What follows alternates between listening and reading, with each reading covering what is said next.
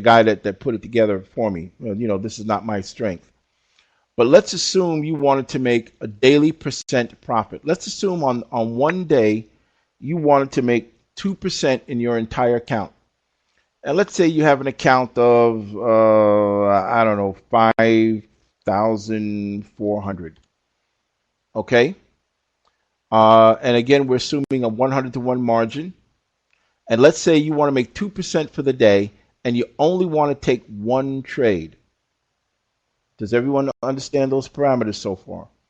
You want to make 2% for the day and you only want to do it in one trade. Okay? In that one trade, let's say you want to do it with 20 pips. Okay? I want to take one trade of 20 pips, and if I get that 20 pips, that'll give me 2% on my account for the day.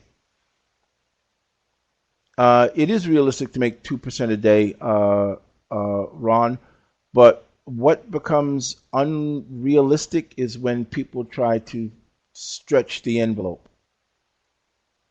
They get greedy. It is very realistic, but I guarantee you, your mind will play tricks on you like nothing in the world. And let me tell you a quick story about that happened to me. I was trading the S&P, and are you guys familiar with the S&P 500? Okay. And my goal was to replace my salary. Yes, Standard & Poor. My goal was to replace my salary as a construction worker. My target at the time was $200 a day. All right. So I'm trading the S&P this particular day. The market opened at 9:30, and by 10:15, the market jumped around a lot, and I realized it was a news event. I didn't know that at the time. Because I was trading and didn't know what I was doing, to be honest with you. But I got lucky, and I was up $900 by about 10:15. I started at 9:30. I was up $900 and up $960 by 10:15. Okay, my goal was $200. I quadrupled my goal.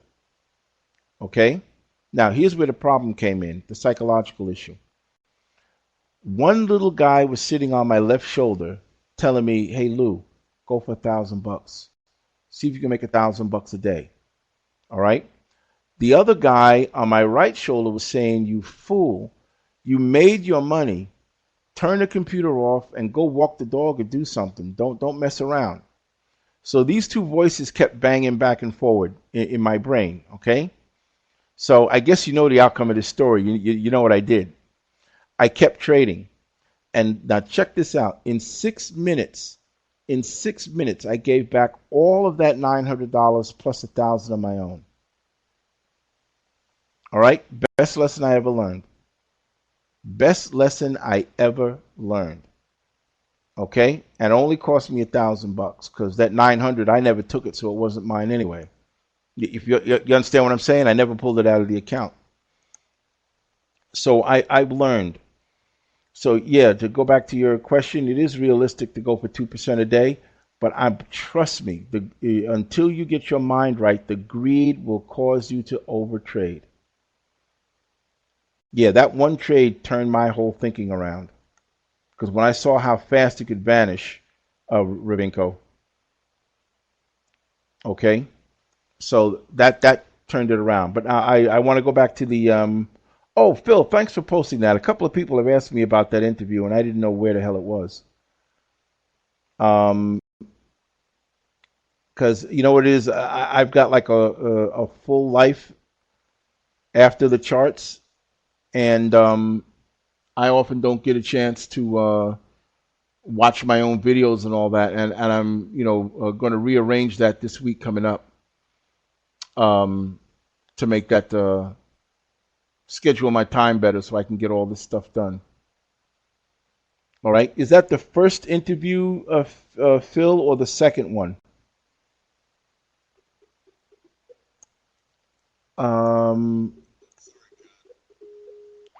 Oh, okay. Yeah, no, I just want to oh, I got it Wait, I'm trying to turn this thing off now. Okay. Um. Uh,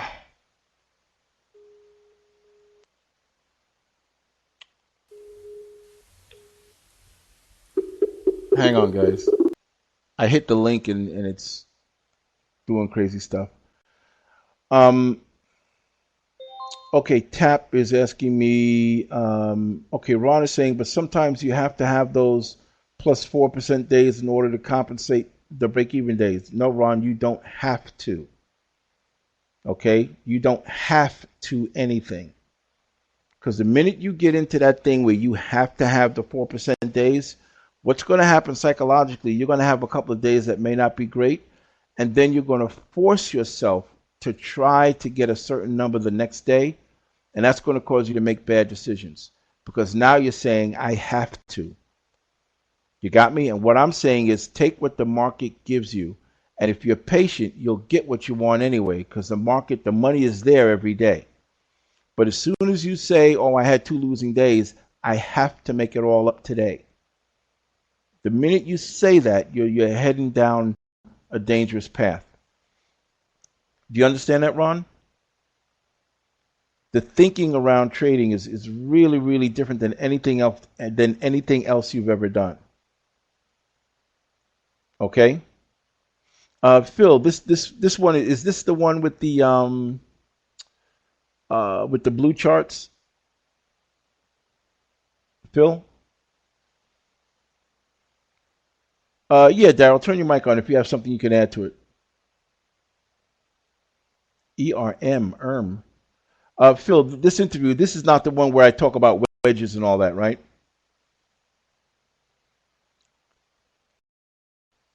This should be the first interview. Okay, Daryl's going to step in and give us some of his input. I heard your mic come on, Daryl. Yeah. Yep. Can everyone hear Daryl? If everyone can hear Daryl, I'm going to mute my mic so it doesn't cause any crosstalk or whatever. All right? Okay, I'm back. I had to mute my mic just so it wouldn't create any chaos, and it allowed me 30 seconds to finish eating my breakfast, so that was kind of good.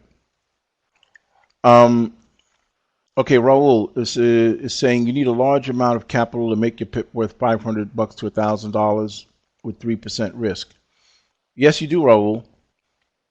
But that should not be your goal at the moment. That can be a long-term goal. But your goal at the moment should be to develop a system, a method, and a trade plan that's consistent for you. Once you're consistent, all you have to do then is increase your lot size.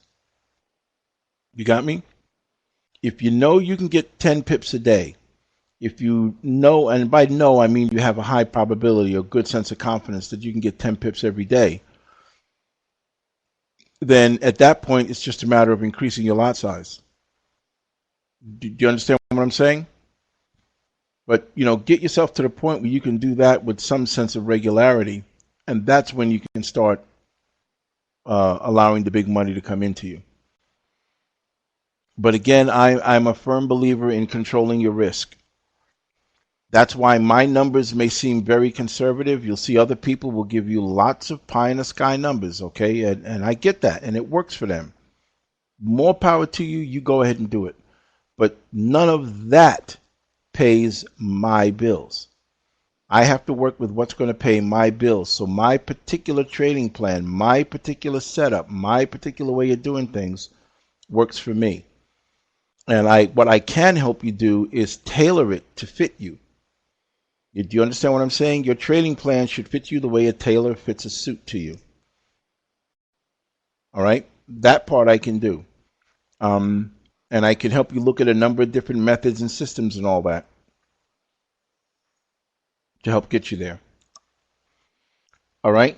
So I want to go back to this example now. If you wanted to make 2% in a single day and you had a $5,400 account balance and you're trading at 100 to 1 leverage, and you only wanted to shoot for a 20 pip target, and remember that 20 pip is the daily target.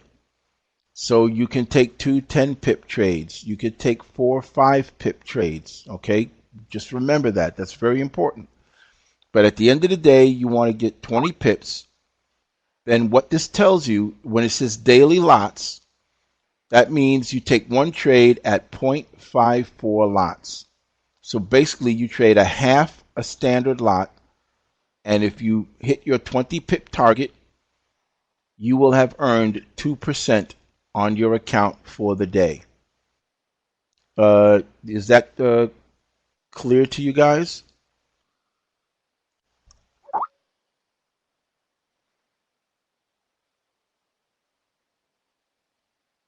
Okay, I'm going to go over it one more time for Jose. Let's assume you wanted to increase your account balance by 2% for the day. And let's also assume that you wanted to do it with a 20 pip trading target. I want to make 20 pips, and at the end of those 20 pips, I want my account to have increased by 2% for the day. Are you with me on that, Jose? Okay, great. When you punch the numbers in here, at the bottom in red where it says daily lots, it will tell you what trade size to take. And here it's saying 0.54. So basically, you're going to trade a half a standard lot, and you're going to shoot for 20 pip target. And if you reach that 20 pip target, your account will increase by 2%. Okay? And the dollar amount you'll earn is here, $108. So you'll make $108 on that trade, and that $108 will be added to the 5,400, and that will give you 2% for the day. Now, I had this put in because I have managed money in the past, okay? So I needed to have a way of kind of looking at things safely.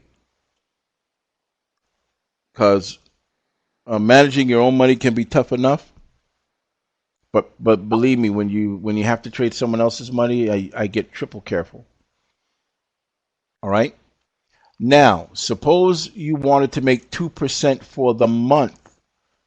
You wanted to increase your account 2% for the entire month. You with me? Then what this says in monthly lots, it says I have to trade 0.03 every day, hit my 20 pip target every day, and if I do that, my account will reach 2% in profit on a monthly basis. So on a monthly basis, I'm trading a very tiny amount of money, but still getting the 2% per month. Now, that doesn't sound like a lot, but that would come out to 24% per year. Call your brokers and ask them if 24% a year is a decent return. Okay, I guarantee you every single one of them will say, yes, that's a decent return. 24% a year. But look at what you're risking, 0.03. Understand that. I did this to fit my brain. Okay, so understand that. This is how my brain operates. I want to keep my risk to a minimum, keep my profits to a maximum. Okay, Gene is asking the 1,000 pips wanted? Pips wanted. Oh, no. The $1,000 here, Gene, if you look at right above it, that's the margin required. So $1,000 margin means you're trading at 100 to 1 leverage. Oh, okay. Sorry. Yeah, 1,000 it means you're trading at 100 to 1 leverage. You got it? And you put the number in there. You put that number in there, right? Yeah, anything in yellow you can put in the number. Anything in red is calculated by the spreadsheet. Thank you. You got me? I'm out. If I was trading 200 to 1, if I was trading 200 to 1 leverage, then this would be $500. You got me? Does it make a difference what you put in? Well, sure it does. So for some reason, this didn't update properly. What did I do wrong? Um, this should have updated, and I'm not quite sure. Oh, yeah, well, it does make a difference because it goes into how much of your equity you're going to be using. You follow me? And that again goes into your risk parameters. Okay. Does that make sense? Okay. All right. Yeah. Well, Uh, when you're talking about small numbers, when you talk about small numbers, it doesn't make that much of a difference, I don't think. But large numbers, yeah. well, no, the percentages are always going to be the same. So 2% is going to be 2%, whether it's $100 or $100 million. It's going to be 2% of that original number. So the percentages are always Okay. the same as far as risk. Did, did Gotcha. I? Are you clear on that? Yes, sir. Okay, great. Any questions on this? And like I said, we got off topic a bit. When we get to the money management part of this, we'll go over this again in detail. And I'll have some Word docs that you could use that you can download, and we can work through the numbers together. It just I sometimes go with the flow, and if that's and right now the flow took me in this direction, I went with it. Okay. So everybody understand how this spreadsheet is structured. It's designed to keep you safe and keep you profitable. All right. So now we'll get away from that for the moment. We close that. All right. Now we're back here again. And you see that trade that we were talking about took off to the low side, and you see it hit this target down here I mentioned. We had mentioned this earlier, and I think for a money management thing, I was talking about using that as a target. Now, what would be interesting here, and we'll go back to the basic review. What would be interesting here would be to see if we bounce off this level. See that this candle may spike through quite a bit and then come back and bounce off, and we're already like 5 or 6 candles deep. So let's see what will happen here. Okay, which is another exercise, is once you see a market moving, you want to ask yourself, how far could it go and why? What's out there that could stop it? What do I need to look at? All right. The next thing I want to talk about was setting up the basic charts. I tried that yesterday and had a problem because I think this platform was updating. And if you remember, I couldn't switch to the different time frames. And we're still on build 574. So let's see what happens today.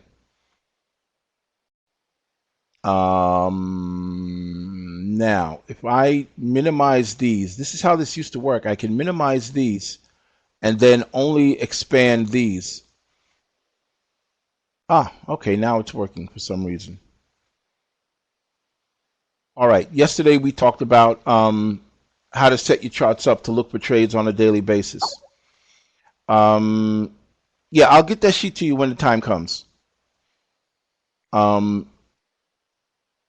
Delete. Okay, so what I like to do, and this is something that you can certainly change and create it in any way you want to fit you. All right, but for intraday, all right, now intraday trading in most cases means that you're going to enter a trade and exit a trade that same day within that 24-hour period. Are you clear on that definition? Intraday trading.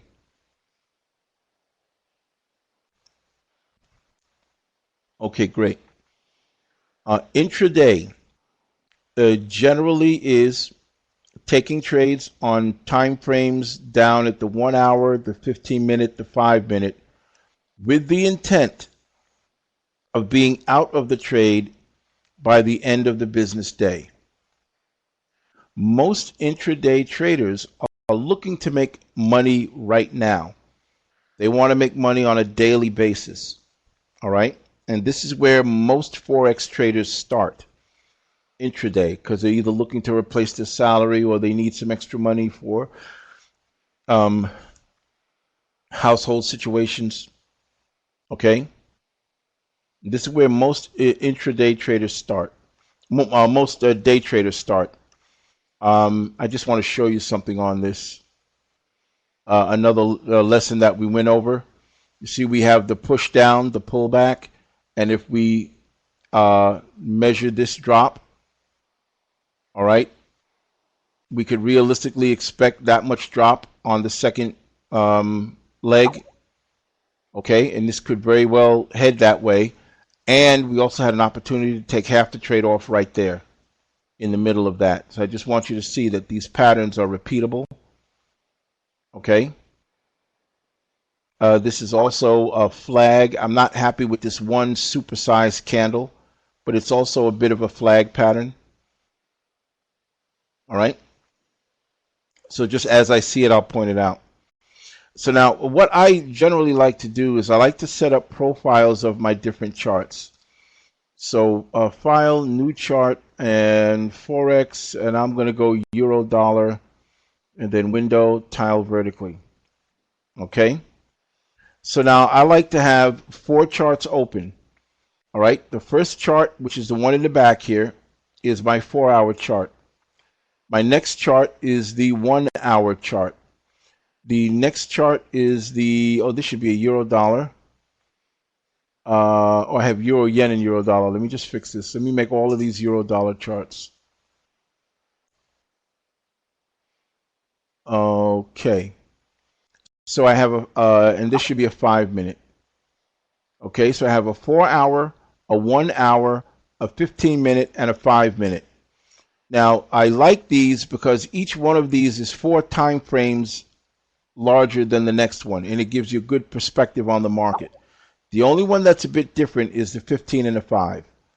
15 and the 5, they're only 3 time frames apart. And by that I mean, to make a 15-minute candle, I need 3 5-minute candles. Okay?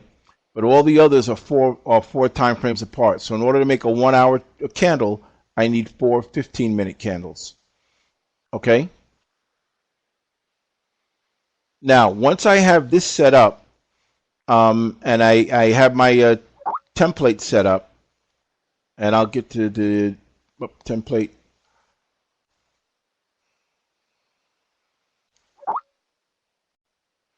And I have my template set up. Now I can just scan, I can look down the row here, and I can see if I see a pattern that I like. And I'm busy looking at these charts. If you have a question, just pop it in. Let me just set these up correctly.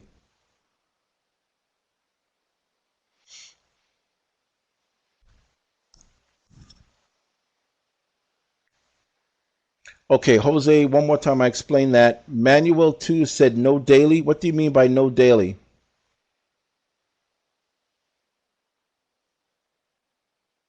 Oh, the daily chart could be interesting for the intraday. Yes, it could. I personally don't use the daily, only because when I look at the 4-hour, it'll give me a pretty good idea what the daily is doing, and I'm only looking to be in and out. I'm looking to get in and out rather quickly on intraday. So when we get to the daily charts, I'll show you how I use the daily charts. But for intraday, that's not as crucial for me. You got that, Manuel? All right, and you can use the daily. And if you want the daily, this is very simple. Just highlight the chart, and ta-da! Now I have a daily chart. But the daily chart doesn't give me that much more information than the 4-hour chart. All right, at least not for intraday, not for the way that I would be trading. All right, so I'm going to put this back to a 4-hour.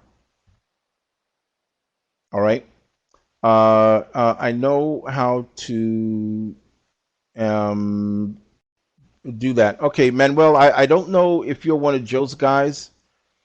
The folks that host this room is the Pioneer Trading Academy, and on Fridays I try to concentrate on the issues and questions for their people. But everybody else is invited to come in. Okay? No, no, no. Don't be sorry. You didn't know. No, no, no, don't. And continue to ask questions. But I do want you to know that if I bypass a question to answer one of theirs, that's why I do it. It's got nothing to do with slighting you whatsoever. Okay? And for the new guys, some of them don't even have a platform yet. All right? Um, and we'll take a look at the AU shortly. All right. So do you guys understand this? Where I set up these four charts, these four time frames. As you get more experienced, you may delete one of these time frames. You may add a different time frame. But initially, this is going to be plenty to look at as it is. Do you follow what I'm saying? I don't want to overload you where you've got so much stuff to look at that you literally become confused. Once you have these four charts set up, the next thing you do is you create a profile. So you would go to the file in the upper left-hand corner and go down to profiles, and then you would go to save as, and then you would name these four charts, and I'm going to call it Euro Basic.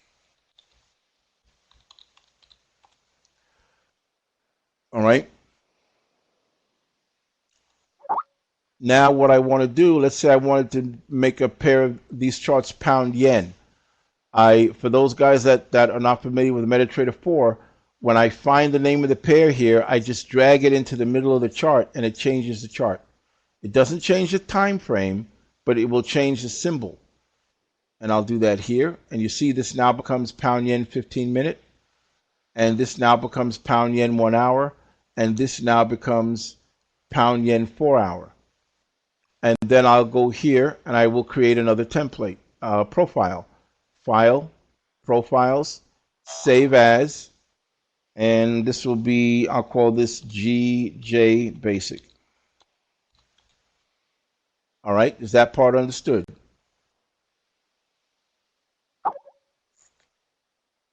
Phil says you try that. I didn't realize that, Phil. Thanks. There are a lot of shortcuts on this platform. And I learned something pretty much new almost every day on this. So now I'm looking at the pound yen, and let's say I'm looking for a setup. Okay. And let me go to all the current time. Let me do this. Okay, so I don't see anything great at the moment. I do see that all the charts are long. Okay. That I do see. All the charts are long at the moment. I do see a little bit of a pullback here on the 15, but that's basically, what's going on here. So if anything, I'd be looking for a pullback here, maybe on the 1 hour. I'm waiting for a pullback candle, all right, or a pullback candle on the 4 hour, all right, if I were trading pullbacks. All right, does everybody understand what I'm getting at? Okay, I'm just looking to see what easy chart pattern do I see on the pound yen. I don't, based on what we've learned. Now I do see some tradable things here, but it's stuff that we didn't learn yet. But based on what we learned with pullbacks, price traps, wedges, pullbacks, price traps, wedges, and snipers, I don't see anything spectacular here at the moment. Okay, if I go long here, then I'm chasing a trade, and I don't like to chase trades. You got me? So I'm looking for pullbacks here with the hopes that this will go longer. If I need to see a bigger perspective, I can open up one chart and I can say, okay, this has gone quite a ways. Looks like it may stop, it looks like this area here may be an area where it stalls out again, right here. Okay, so I've got a couple of things I could look at. And then when I'm done looking at the broader picture, I'll close this off. All right, so you follow what I'm saying? And then going back to what we learned the other day, we didn't get into support and resistance. We'll do that starting Tuesday, I think, Tuesday or Wednesday. I would mark this area like this. And the reason I mark this area like this is that you see these three candle tops here, not the wicks. These three candle tops, this is the last most powerful closing price. Nothing could get through this closing price. And over the last couple of days, we've seen that every time we've had this situation, price pulls down, makes a big U shape. I can't draw a U shape here, but price came down, made a U shape, and now it appears to be coming right back to this area again. So if it comes back to this area again, I am thinking there is a probability that this puppy will fall once it gets in this area. Do you see that? And that's basically all I see at the moment. I do see other things that are tradable. I'll give you an example. Like here we have an expanding wedge, but we didn't learn that yet. You see how the wedge is getting wider? There's a way to trade that, but I didn't teach you that. That's for an advanced situation. So what I'm saying is there are things here that are tradable, and you more experienced guys may see something, but I'm only going with what we learned. This way I'm not jumping all over the place. All right, you got it? So let me minimize this with the center button, brings it back into line. All right. Now I see on the 1 hour someone mentioned that we're in a price trap, and it's right here, and it looks like we're going to break the trap. Looks like we're going to break the trap. I'm not drawing it, ideal, but you get it. Well, we actually broke this trap already. All right. Now, who was that pointed out the trap? Brian. Okay, Brian, what I want to show you, you saw this black candle. Am I correct, Brian? I don't know what time the 4 hour candle closes on this particular broker. That's some of the stuff I have to work out for the weekend.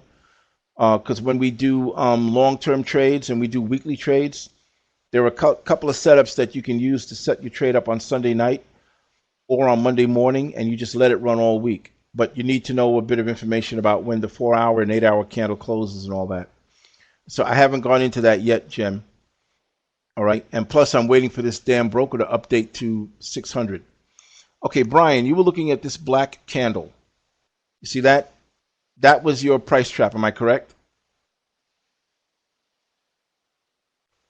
Okay.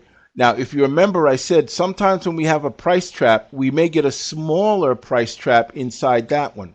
And that's what this white candle was.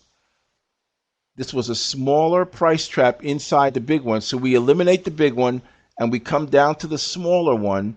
And why do we use the smaller one, Brian?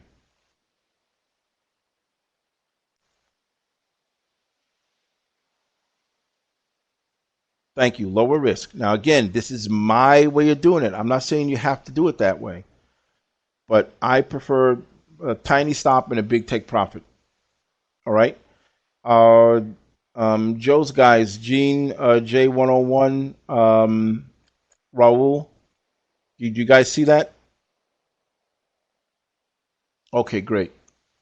And you see on the close of this candle on the 1 hour chart, if we were to trade this on the native chart, and by native chart, I means you do everything on the native chart. You take your entry, your take profit, your stop loss, all goes on the native chart. You got it? All right. So now let's go back, because this happened already. This happened an hour ago. But let's go back. Let's mark this high. This is the high of that box. So this is the type of thing that you look for on your charts. I'm going to mark the candle that broke it right here. And now I'll go down to like a 5-minute chart and I'll look for a sniper entry off of this crosshair. Everybody understand that thinking? All right. Now this happened an hour ago, so it's old news, but I want you to see had we been looking at the chart, then this is what we'd be looking at as a setup. Anyone have a question so far on how I made this crosshair? The market, we are in an uptrend. So my bias would be long. Gene, Jay, anyone else? Any questions? Any thoughts? I just want to make sure. Does everybody understand how we made this crosshair? Okay, Gene. You're familiar with the price trap rules, Gene, right? I'm not sure what Gene wants me to explain again. Okay, so we had a price trap here on this black candle that Brian pointed out. However, inside that black candle, we ended up with a smaller price trap, which was the white candle. Because if you notice, the next two candles after this white candle, the next two candles could not break this high or low. That means that price is temporarily trapped inside this candle. You see that? Okay. If you remember, on the native chart, our stop loss is always the back of the box. So my stop loss would be back here if I were to take an entry on a close outside the box. If I get a candle to close outside the box, I don't mean a wick that goes up. Okay, both of these wicks went sky high. But look, it came all the way back and still stayed trapped in this price. Okay, when I get a close outside the box, my stop loss is the back of the box. In this case, the stop loss is 27 pips. Are you with me so far on that? If I wanted to take this trade on the native chart and not go anywhere else, that's what the rule would be. Entry is at the open of the next candle. Yes, Matt. And there are some other little sophisticated tricks we could do with the entry too on the native chart. But for now, entry is at the open of the next candle. All right, you follow that? You with me so far, Gene? Okay, Michael, you've got confluence because it's in an uptrend and you have 3 candle pullback as well as a price trap. Excellent, Mike. Excellent, Michael. Okay, and what Michael is saying is that you've got the push up, you've got your pullback, and now you're in potentially ready for the second push up. You see that? So you got that going on also. That's another bit of evidence. All right, chart-based evidence is what you're looking for. Okay, so now, Gene, are you with me so far on this? Okay, what do you mean by sort of, Gene? I'm only talking about the price trap right now. I'm not talking about the push-up, pullback, and all that. I'm only talking about the price trap. Ravinko, I'm not going to jump all over charts right now. Oh, you did ask me about that from yesterday. I'll get to that. I'll get to that, I promise you. We're only talking about the price trap, Gene. And in this case, we want to close outside the price trap on the native chart. Our stop loss is going to be the back of the price trap on the native chart. Are you with me with that? Okay. Now, the next thing is, Mike Schumann's typing the question. The next thing is my stop loss is always the back of the box, the other side of the box. In this case, it's 27 pips. All right, which means my profit target is going to be 2 times 27 as a profit target. Okay? Do you follow that, Gene? All right. And Mike is saying wouldn't have been at resistance. I'm not sure what you're getting at, Mike, but I'll come back to it. Mike Schumann. I'm only talking about the parameters around this box. All right. So now let's just draw a line here. And that's the width of the box. And as you can see, we've already equaled 1 time the width of the box. So you could split the trade right here if you want. You could close the whole trade right here if you want. We've already made profit of 1 times the width of the box. And that's based on entering at the close. And long term, we're looking to get up here and I usually take a little bit off the top. This is our profit target to give us about 2 times the width of the box. You see that, Gene? Then that's if we're going to do everything on the native chart.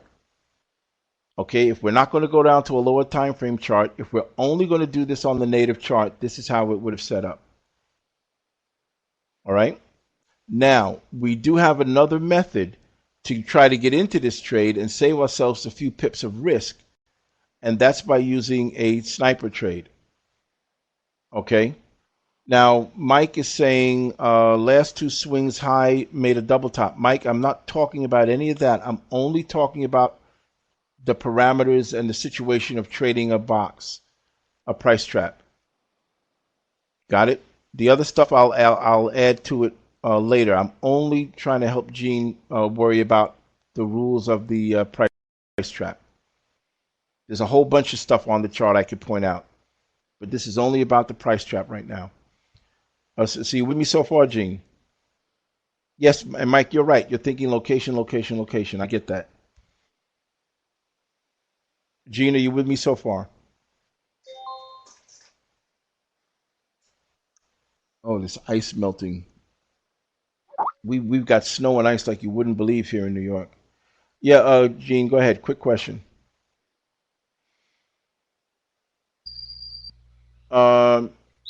No, the location of the box wouldn't necessarily, for me, indicate a short sell. Go ahead, Gene, and I'll explain that to you later. Can you hear me? Yes, I can. Can you hear me, Lou? Yes. At the sake of sounding really stupid, I sometimes I get a little brain fart. I guess this is one of those moments. I can see the price trap and I can see everything else you explained. What I can't understand is why you would go long on this. I need to maybe kind of, you pointed out, what leads you to believe it's going long, even though it's an upward trend. I can see that, but why you would go long on this? I would tend to think, I don't know. Okay. I can see that you have the lines. If a 3-year-old looked at this chart and you said, Mary, are these prices going higher or lower? What do you think Mary would say? They're going higher. Case closed. Done. It's over. Now, Mike pointed out that there was resistance here. You get it? But there is no such thing as a support or resistance point that cannot be broken. You get me? There's no such thing as a support or resistance point that cannot be broken. They all eventually get broken. I'm sorry, follow up, and I promise I'll get off the squawker. So what you're saying here is, yes, there's a possibility or probability that it might drop a little bit, but the trend totally shares that it's going to go upward at any given time. Is that correct? Until I see evidence against it. Otherwise. Yeah, but right now, the only way I can be confident that we are in a downtrend is if the next push down closes below here. Gotcha. Or better yet, if it closes below here. And remember, this has to go up, and the candles, no, not the resistance line, below this swing low here. Below this low. Swing low. The resistance line would be the next one above? No, the actual resistance line is not even on the chart. And I don't want you to get wrapped up in that. I want you to understand the box first. Yes, sir. Because what you're doing is you're overthinking a whole bunch of stuff, and I want you to understand the rules for trading the price trap first. Got me? Thank you, sir. When you're clear on that, then we'll move on. But if you start asking me 18,000 questions and you don't know the rules of the box, then we're going in circles. Okay. Do you understand? I want to make sure you understand. Yeah. Now, do you understand all the rules around trading a price trap? Yeah. You sure? Yes, sir. Okay, great. Now, thank you. Now, I want to go into the sniper aspect of it. Okay? In this case, our risk was 27 pips. With a sniper trade, we could try to get into this trade and save ourselves some risk. So I'm going to mark this candle, because this is the candle where price is starting to creep through, and I want to go down to a 5-minute chart, and see if there's an entry somewhere on a 5 or 15-minute chart that I could use a smaller risk on. And what I'm looking for are closes above this area. Okay? Does that make sense, Gene? Okay, Jewel, how do you get over your apprehension of resistance that it may not break lower and your probability? You always go with the most obvious thing on the chart. I'm just answering Jewel's question. All right? Like I said, if a 3-year-old looked at this and said, are these prices going higher or lower? They're going higher, period. My bias is going to be long. When I can take half the trade off when I get 1 times my take profit. I still made $270. You understand what I'm saying? Does that make sense to you, Joel? I don't know. There's a button there somewhere that someone hits and it makes it full screen, and I'm not sure why that occurs.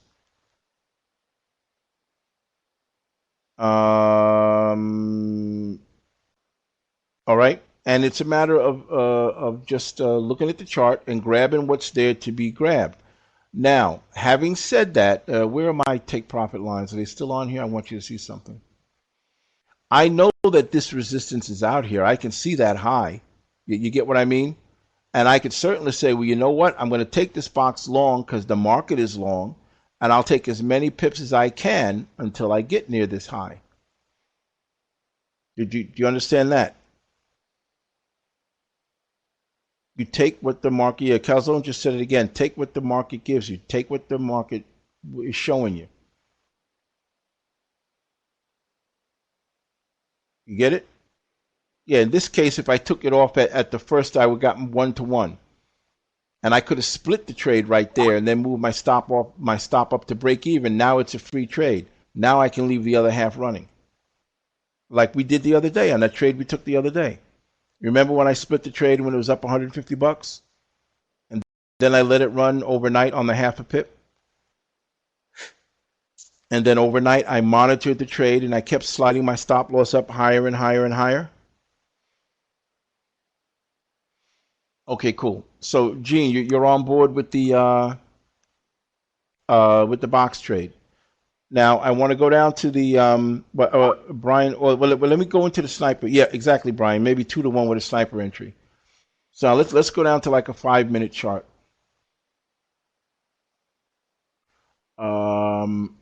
And here we are on a 5-minute chart.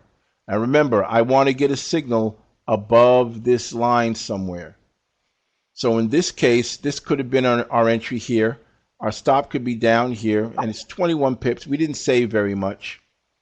All right, but we did save 7 pips. We could have taken this, and as you can see, it moved as many as 35 pips. So we still would have had a little better than 1-to-1. We could go to a 1-minute chart. And again, and remember, guys, I don't expect you guys to get this down pat in 8 days of training. All right, so I'm very realistic about that. I don't want you guys to think that you can get this down pat in 8 days. Okay, it's going to take a little bit of time, but what speeds the time up is having a set of rules that you can look at and say, well, yes or no. Got it? So here's a close above this line here, and the stop here is 8 pips. I could have rounded it to 10. Is that the right location? Probably is the right location. Now this trade may have been popped. You got it? And that's the business. And then I could get another entry here. Okay, and let me see. I can go down here for 13. Not great. But here, now here's a good example. Here, let's say we had a 10 pip loss here. We come back here, we take another trade. And then this trade works out, and it goes all the way up the 30-something pips. So we had the first trade, we had a 10 pip setback, and in the second trade we got our 10 pips back, plus 18 pips on top of that in profit. Do you see that? Why I like going down to the lower time frames, because in case it gets stopped, I can still get back in that trade. and still make some money on it. And now Matt is saying, so this is on the fourth candle. I don't know what you mean, Matt. The last break was the third candle, so we wouldn't have entered. Which third candle are you speaking of, Matt? Are you talking about the 1 minute chart, Brian and Matt? I'm not sure what it is you're asking me. So this is on the fourth candle from H1. What chart was that? Was that an H1 chart?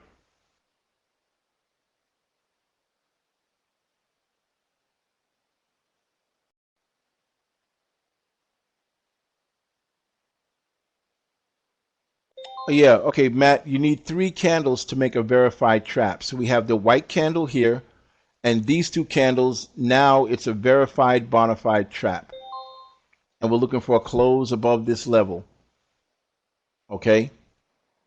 Now, the other way of doing this entry is, hang on. When we have a close above here on the 1 hour chart, we mark the close of the 1 hour chart. Let me get one of these lines off. We can mark the close of the 1 hour chart. Now, hear me carefully on this.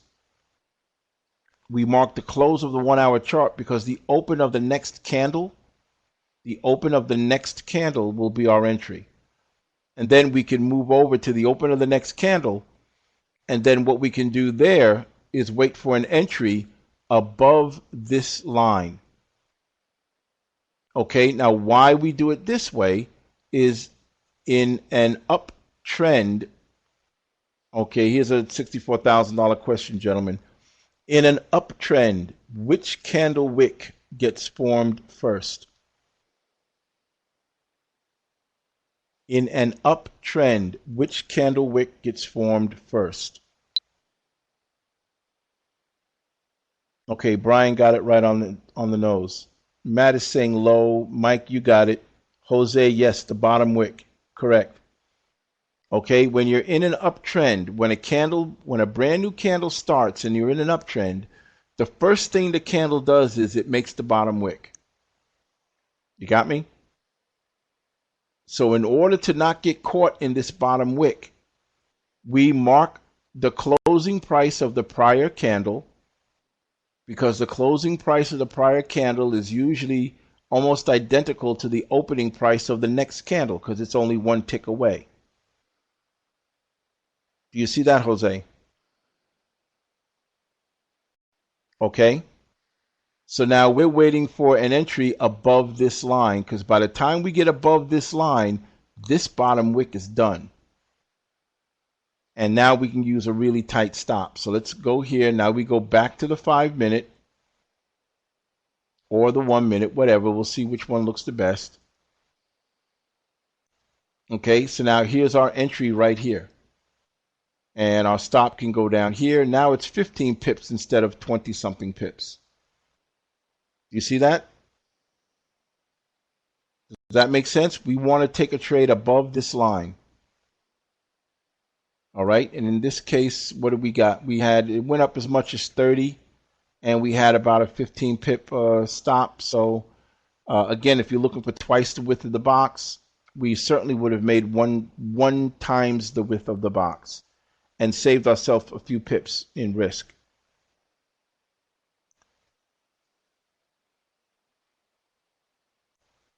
Are you okay with that?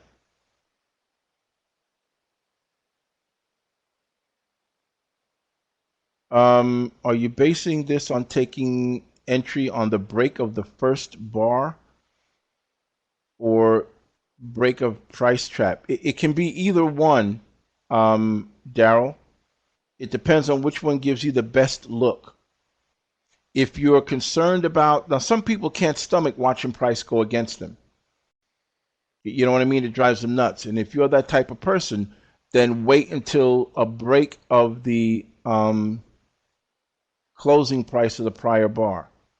If you don't mind having the pips go against you a little bit, then you can enter on the break of the candle that breaks the box. Either one will work. Okay, Jay is saying, can I repeat this pattern again? Okay, do you want the entire thing or you want just the 1 minute or 5 minute part of it, Jay? And I'm waiting for Jay to respond. Um, Anywhere. Um, Anywhere I think is good. All right, let's take this quickly from the top again, okay? And I want to thank you guys, for your patience on this. And like I said, when you guys, get your turn and you want to know something, I'll give you the same time. All right. What we're looking at here is we found a price trap on the 1 hour. Okay. It was this black candle. And let me clean up some of these lines just to start from scratch. The price trap was this black candle. Okay. However, after the next candle closed, it created a second price trap because these two candles could not close above this high or this low. And yeah, we went to the smaller candle. You want to go to the smallest possible candle in the price trap to keep your risk to a minimum. You understand that? Okay, great. Now that we have a price trap, my bias is which way is this going to break? Is it going to break long or going to break short? So I want to get a larger look on the chart and see what the overall trend of the chart is. The overall trend of the chart is long at the moment. So my bias for this box would be long. Okay, I'm always going to stay with the trend. All right. So at this point, I'm waiting for a break, a close above the high of this box. All right. Now remember, this does not become a verified price trap until this candle closes. And sometimes I get questions. People say, yeah, but this candle traded above it, and on a 1 minute, this probably broke the box. You got what I'm saying? So understand that this didn't become a price trap until this candle closed. So all this nonsense in this wick happened before this became a verified price trap. Because I do get that question a lot. So now I know where I'm waiting for price to break. So now I can put a mark right here. And I can go to a lower time frame and wait for price to break this line on a lower time frame. You with me so far, Jay?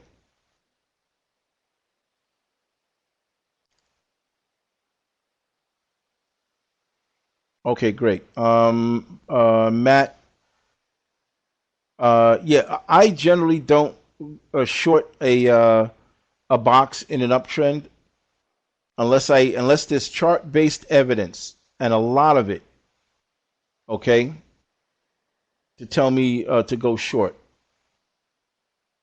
But right now, we need to make a new low down here or a new low down here for me to start thinking that this is a short market. Okay, is Matt right about what? Oh yeah, yeah, Ravinko, yeah. In if I'm in an up market, I want to stay with the trend. Because remember, the concept is to not take the bad trade in the first place. This is how you get that 70-80% success rate. Do you understand? Okay.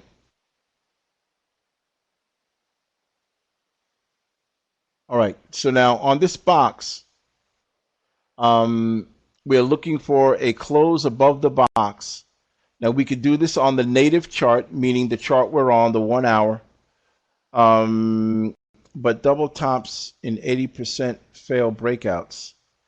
I don't know who taught you how to trade double tops, and I have no idea what that 80% is based on, Matt. Okay, and when we get into chart patterns, I'll be able to show you a few things. I don't know what that's based on. Double tops in 80% fail. They fail to do what? You know what I mean? Yeah, I know a lot of people seem to be following Al Brooks. I don't know much about his method, um, but I can only tell you what's worked for me. Okay, that's all I can tell you is it was what works for me. Okay, and I have Al Brooks's material. I got a couple of videos and some other stuff, but uh, I haven't looked at it, so I can't amplify on that. Um, but let me go back to this box. So, Jay, are there any questions on what we covered so far? I want to make sure that you got this, because once we move into other areas, if you don't get this straight, other things may become confusing. All right? Okay, cool. So you understand this part. Do you understand how we did the sniper? All right, where I mark this candle, and I can do this two ways. I can enter at the open of the next candle. I can move this line up, and I can say, okay, I want to look for a trade above this line on the next candle.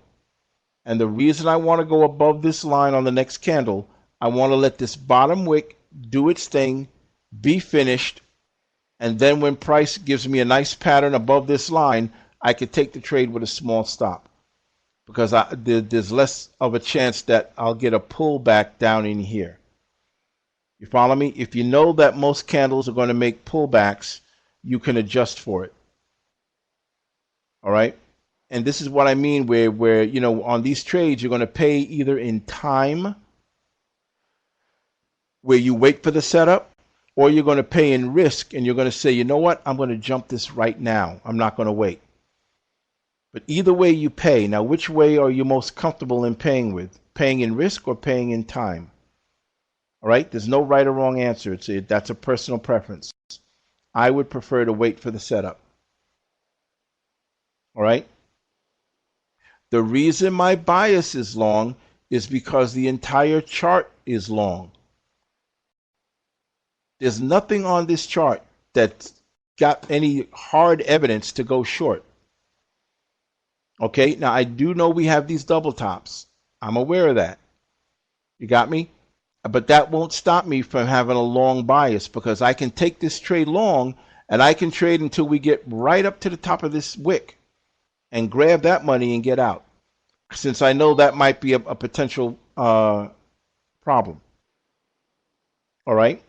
Now, in the trade itself, no matter which entry we took, I want you to see that during the course of this trade, we did walk away clean with at least 1 times our risk.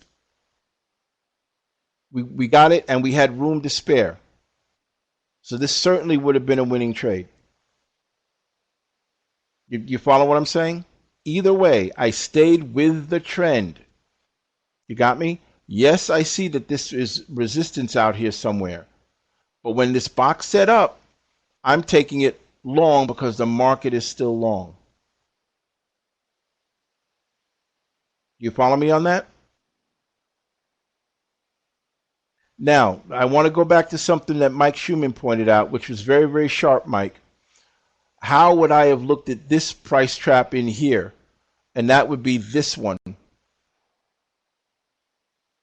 Everyone see that? Mike, is this the price trap you're talking about? The prior price trap? Or Matt, I'm not sure who it was. I think it was somebody with an M. Now, I want to show you something. Here's that price trap. Okay, this candle could not close above that high, neither could this pin bar. But look how far that pin bar went. That was a monster. Okay, now, this I would have biased short, even though it's counter trend. And the big reason is I have some very good chart-based evidence. Number one is this gigantic pin bar. This bar looked exactly like this at one point. It was a huge, humongous white bar. And the sellers pushed it down, pushed it down, pushed it down, pushed it down, pushed it down. And now we didn't cover candle DNA, and we'll get into it. the giveaway here was that the close of this candle was lower than the close was lower than the high of this candle. So not only did they push it all down, it closed underneath this high. You see that?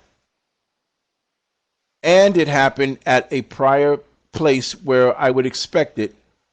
And I'll mark this the way I mark it. I would have marked this because no candle could close above these 3 points. Nothing. You got me? And we had this big pin bar. I would have taken this short and tried to get at least one times profit because it is counter trend. But it's counter trend because I've got this pin bar, and the pin bar happened at a location. 3 times price tried to crack this and could not close above it. All right. Could you look at this PT on the 50? Okay, you guys, there's a lot coming in on a smaller time frame. We broke out with the sniper. Now you guys are typing the questions, and I'm just a bit losing track on which one of these traps you're talking about. Okay, Matt, go ahead. Yeah, we're working on the videos on the weekend. Price trap with a pin. Yeah, but when we get into the candle formations, when you see this kind of thing happen, that's a massive clue, especially when the close of this pin bar is underneath the high of the prior bar. Okay, here's another massive clue. This is not quite a pin bar, but close to it. But again, the close of this is below this high. That's another big clue. We will continue Tuesday or Wednesday, Matt. There's a trading convention in New York City that I'll be attending. And it's Sunday, Monday, and Tuesday. I'm not sure if I'm attending Tuesday. All the methods I have work for every time frame. I don't teach anything that won't work across the board.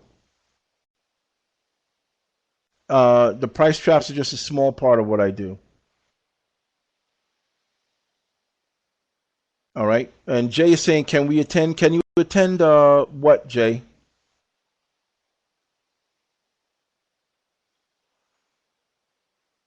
Can you attend what?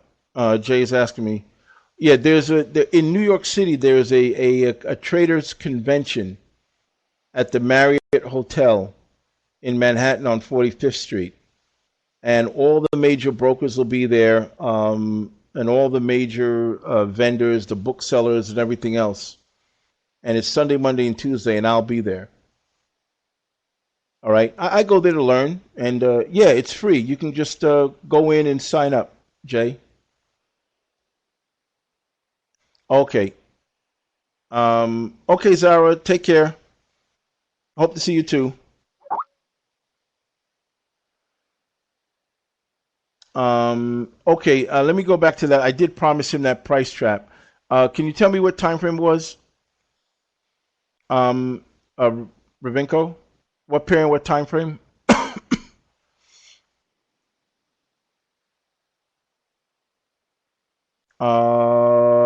Ravinko, Euro pound 15 minute. Okay, let's go there. Let's make this Euro pound. Euro pound, where is it? Okay, Euro pound 15 minute. And you're saying yesterday. All right, this is Euro pound. Here's a price trap we talked about this morning, as a matter of fact. Okay, 15 minute at 21:30. So yesterday was the 13th at 21:30. We're talking right in here somewhere. Okay, are you talking about this price trap?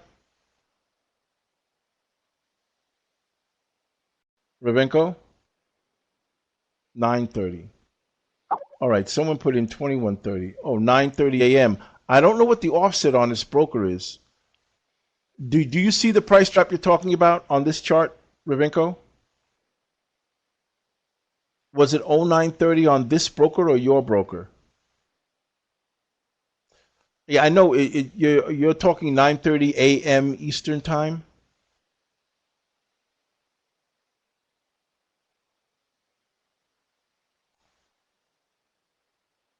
GMT. Okay, so let's go GMT.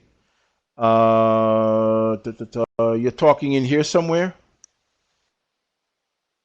Okay, this price trap.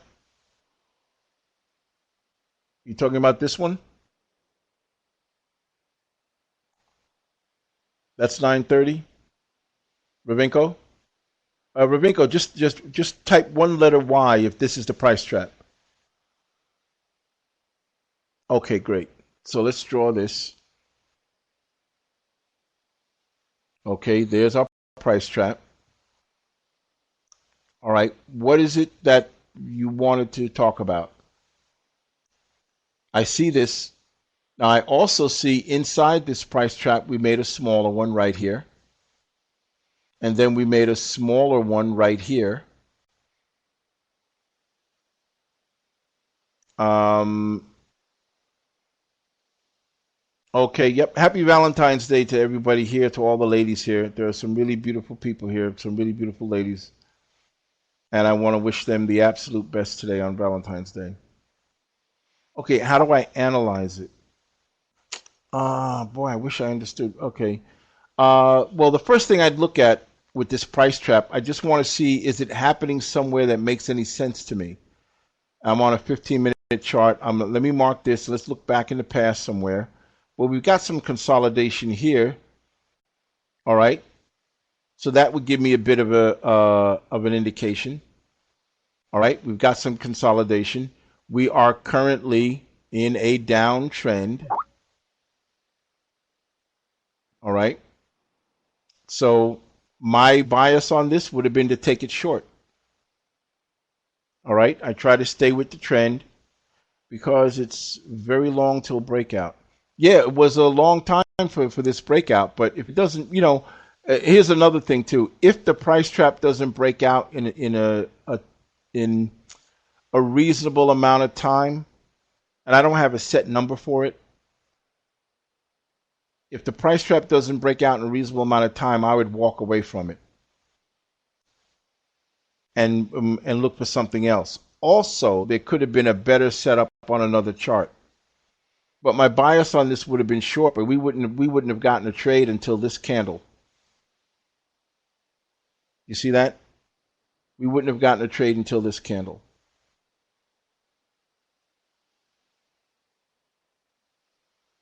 All right. And here we were, well, we can't even call this a wedge. This is just another expanding wedge, and we didn't go into that. But I just want I just want to draw this out here. You see how that's going out like that? And this is going out like that. You see that, Ravinko? And we didn't touch on that. When we get into chart patterns, we'll deal with that. I just wanted to teach a few basic things first. All right. But again, because we are in a real dominant downtrend, and let me squeeze this in some more.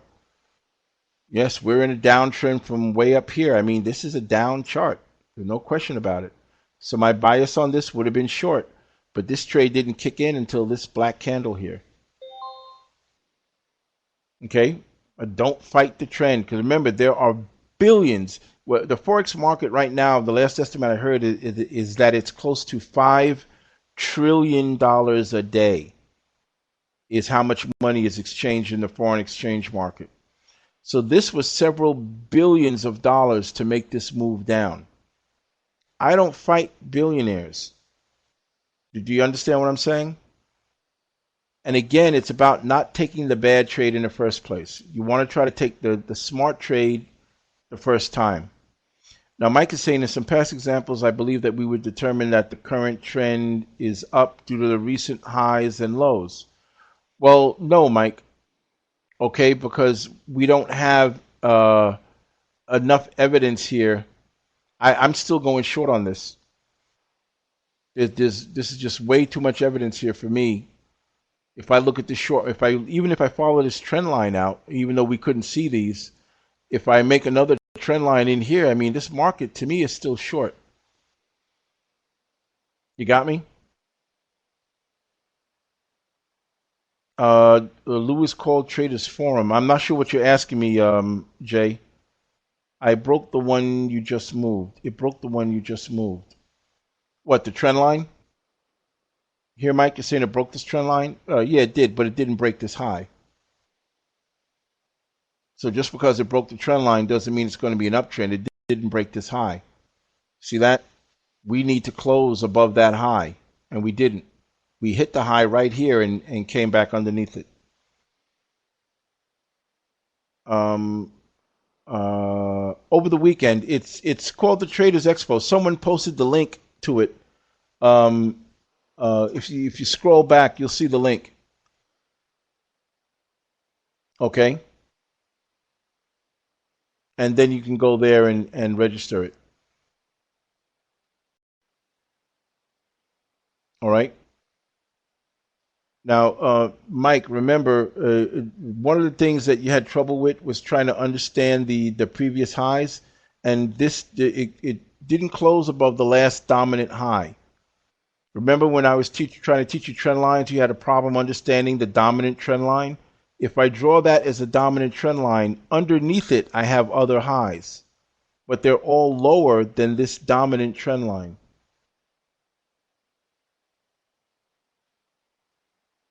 Yeah, don't worry about that, Jay, because we didn't get into the whole trend line thing. Yeah, we'll cover all that, Jay. And Mike, I don't want to get too far into this, but understand this is the last dominant high, and this push up did not break this last dominant high. It's a very simple concept, and I know that this is one of the things that you struggle with.